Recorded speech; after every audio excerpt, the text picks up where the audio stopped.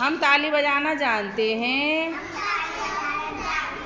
हम इसकी आवाज़ पहचानते हैं। ताली कैसे बजती है, बजाओ। हम चुटकी बजाना जानते हैं। हम इसकी आवाज़ पहचानते हैं। चुटकी कैसे बजती है, बजाओ। हम ढोलक बजाना जानते हैं। हम इसकी आवाज़ पहचानते हैं। ढोलक कैसे बजती है। हम मोटर चलाना जानते हैं। हम इसकी आवाज़ पहचानते हैं। मोटर कैसे चलती है, मोटर कैसे चलती है, चला के बताओ।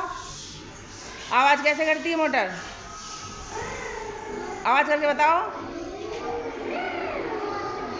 आवाज़ कर, जल्दी बताओ कर कैसे चलती है।